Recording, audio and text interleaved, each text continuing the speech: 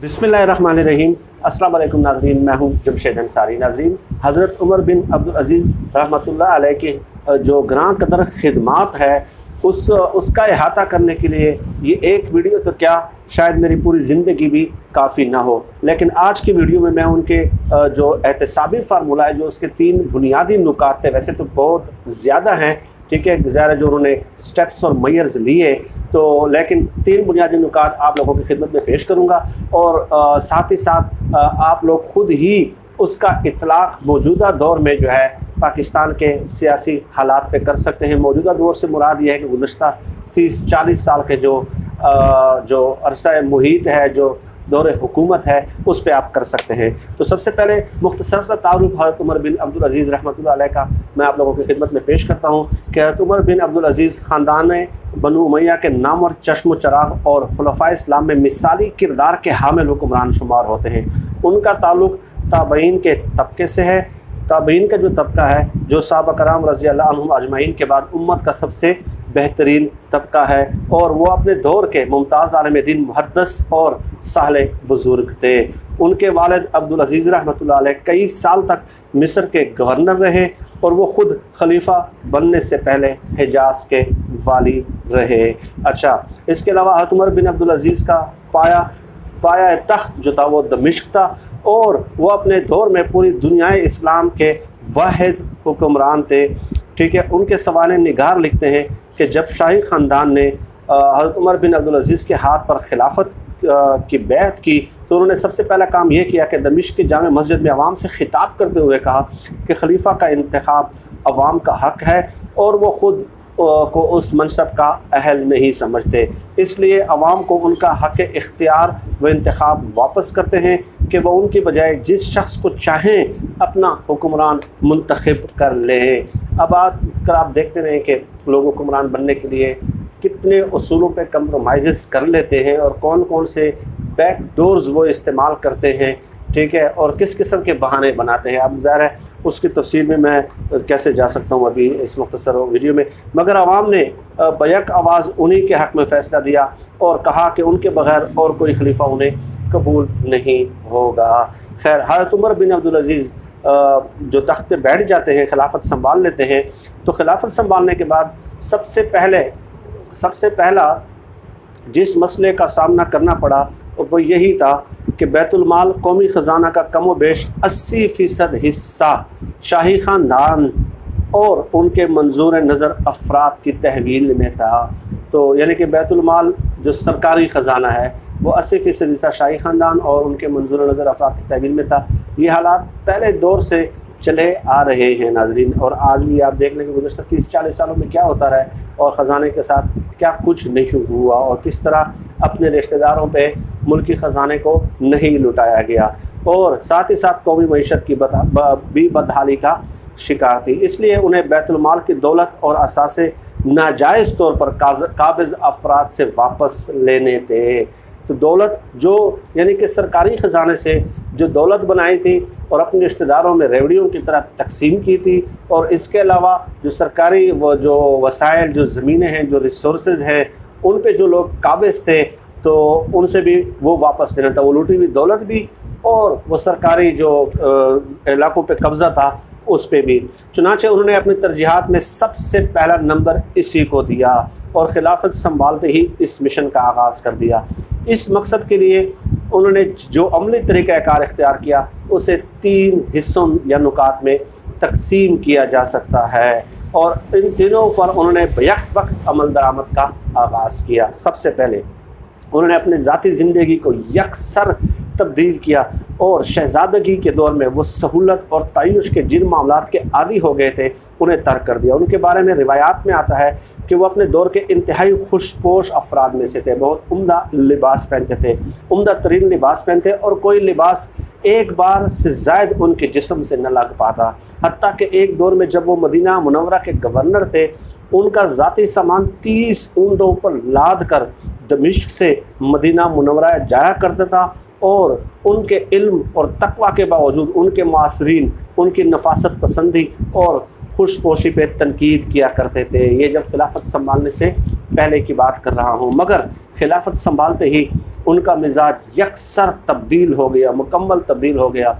खिलाफत की अवामी बैत के बाद जामे मस्जिद से निकलते हुए उन्हें शाही घोड़ों का दस्ता सवारी के लिए पेश कर दिया गया, लेकिन उन्होंने इनकार कर दिया और कहा कि मेरी सवारी के लिए खच्चर ही काफ़ी है। उन्होंने इस मामले में अपनी ज़ात और अहले खाना पर इतनी सख्ती की कि उनके नाना मोहतरम हज़रत उमर बिन ख़त्ताब रज़ी अल्लाह तआला अन्हु की याद एक बार फिर ताज़ा हुई और इसलिए उन्हें उम्र सानी के लक़ब से याद किया जाता है। ठीक है, तो अब यहाँ पे इतलाक़ करते जाएँ कि आजकल के हुक्मरान क्या जब हुकूमत में आ जाते हैं तो क्या बताऊँ मैं तफसील, इस कदर तफसील है इसकी कि मतलब आपके सामने रिपोर्टें बन चुकी हैं JITO की और क्या क्या बताया मतलब। दूसरी बात उन्होंने ये की, दूसरा जो है कि ये कि वसूलियों का सारा वज़न उन्होंने वसूलियों का सारा वज़न उन्होंने बड़े लोगों पर डाला और उसका आगाज़ अपनी ज़ात से किया। आज देख लें टैक्सेस का जो सारा वज़न है वो मिडिल तबके पे है और लोअर क्लास तबके पे है, गरीब तबके पे है।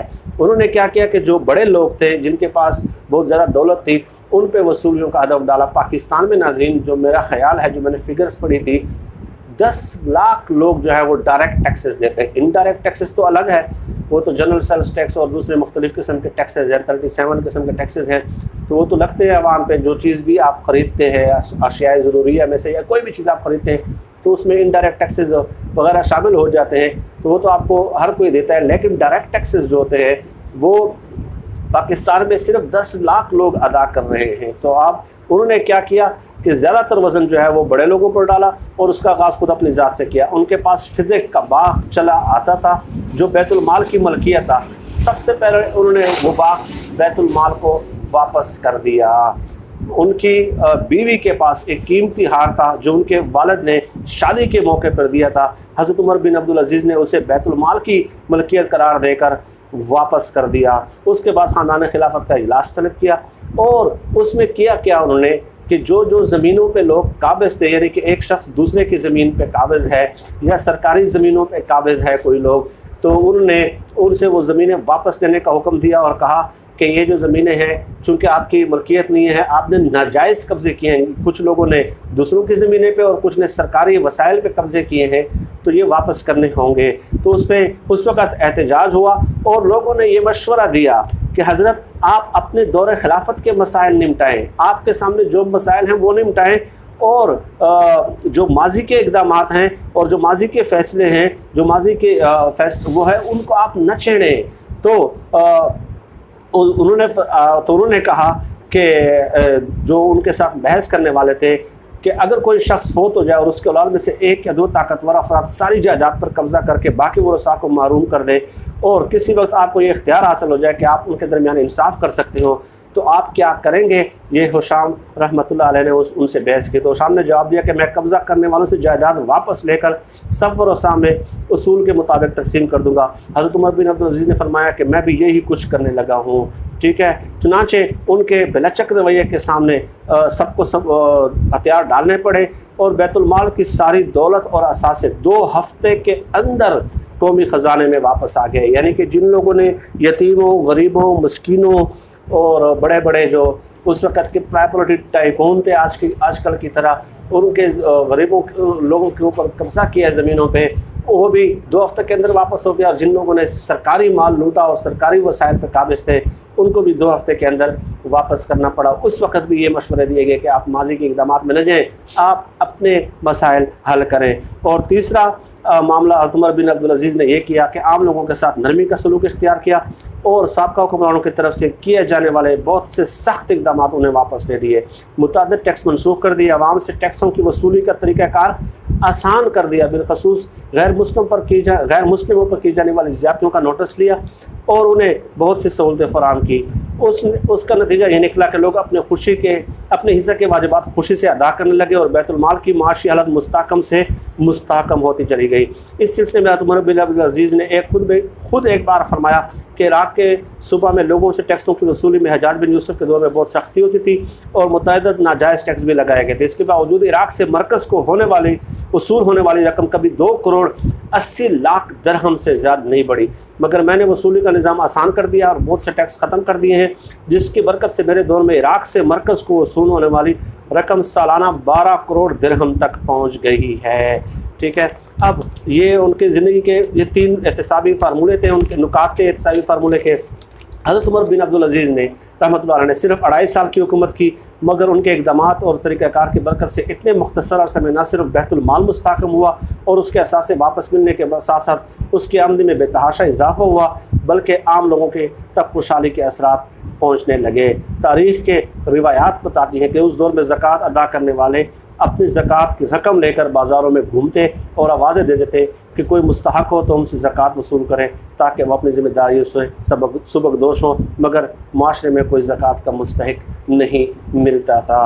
नाज़रीन, इस किस्म के वाक़यात पे मैं ज़ाहिर है हमें अपनी जो माजी है उसे भी नहीं भुलाना और उसको भी जो है ना ज़रूर हमने डिस्कस करना है अपने लिए, अपने कौम के लिए और अपने आने वाले नस्लों के लिए। ठीक है, क्योंकि आजकल मगरबी प्रोपेगेंडा जो है उससे बहुत ज़्यादा लोग बिल्कुल ही हम अपनी तारीख़ से अपने माजी से बिल्कुल कट के रह गए हैं, तो इस किस्म के वाक़यात पे बात करना भी बहुत ज़्यादा ज़रूरी हो जाता है। नाज़रीन, आज के लिए इतना ही। इस मौजू पे और इससे रिलेटेड दूसरे जो पॉलिटिकल इश्यूज़ हैं उस पर आपसे बात होती रहेगी। आप सब लोग अपना बहुत बहुत ख्याल रखिएगा और मुझे अपनी दुआओं में ख़ुसूसी तौर पर याद रखिएगा। अल्लाह हम सब का हामी नासिर। पाकिस्तान जिंदाबाद। अल्लाह हाफ़िज़।